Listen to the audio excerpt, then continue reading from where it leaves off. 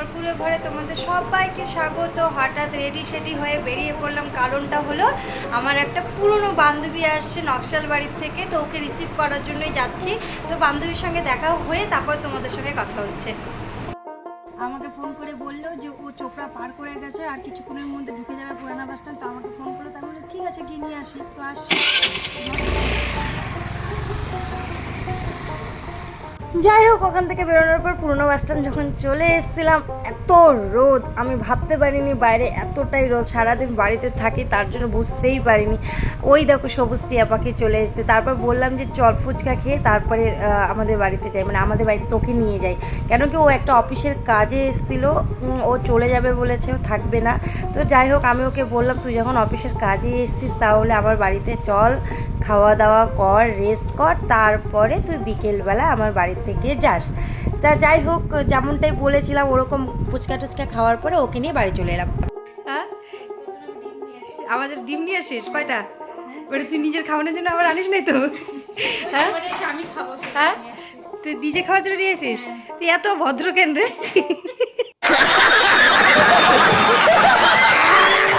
তারপর আর কি একদিকে রান্না বসিয়ে দিলাম, আর ওর সঙ্গে বসে গেলাম গল্প করতে। ও তো যত রাজ্যের দুঃখের গল্প, এতদিন কি করেছে, বাড়িতে কি হয়েছে, এগুলো নিয়ে আলোচনা করতে বসেছে।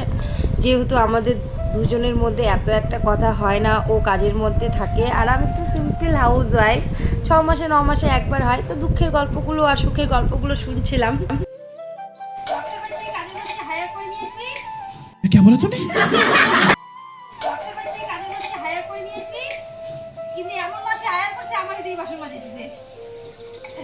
बड़ा हरामी हो बेटा।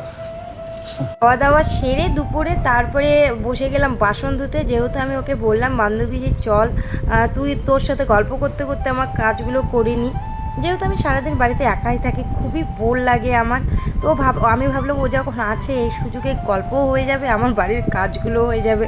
কত সুন্দর বুদ্ধি আমার, তাই না বলো? তো যাই হোক, গল্প করছিলাম, গল্প করতে করতে কাজ সেরে নি। বান্ধবী, তুই আমাকে ছেড়ে চলে যাচ্ছিস, কষ্ট হচ্ছে না? হ্যাঁ, অনেক কষ্ট হচ্ছে। হ্যাঁ, কতটা কষ্ট হচ্ছে? কান তাহলে একটু।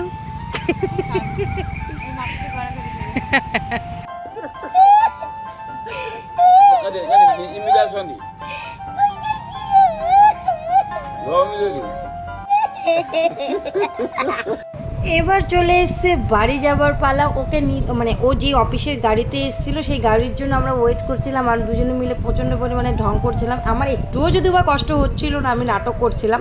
তো ওকেই বলছিলাম যে যাই হোক, এমনি তো আসবি না, তোরা কাজে থাকিস, তো কোনো সময় যদি ইসলামপুরের কাজের সূত্রে আসিস তো আমার বাড়িতে আসিস, আমি খুব খুশি হব। এই নিয়ে অনেকক্ষণ দাঁড়িয়ে দাঁড়িয়ে গল্প করছিলাম। যাই হোক, তারপর ওকে বিদায় করে পাঠিয়ে দিয়েছি ওর বাড়িতে।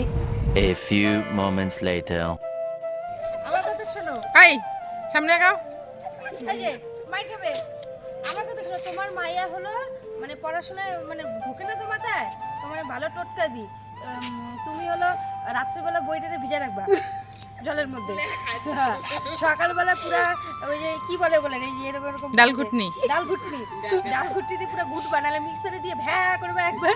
ভ্যা করার পরে মিক্সার তো নাই ওর কাছে আছে, ওটা নিয়ে যাস হ্যাঁ, ভালো বুদ্ধি। আমার স্ত্রী নিয়ে যাও, নিয়ে গায়ে প্রতিদিন ওর কাছে না থাক, সামনে সবার বাড়ি আছে। খাওয়ার পরে হাফ গ্লাস, সকালে খাওয়ানোর পরে হাফ গ্লাস, দুপুরে খাওয়ানোর আগে হাফ গ্লাস, 1 মিনিট করবি। হ্যাঁ, রাত্রেবেলা খাওয়ার পরে হাফ গ্লাস, খাওয়াইয়া ঘুম পাড়ায় দিবে। তুমি দিয়ে 1 মাস করে দাও চক।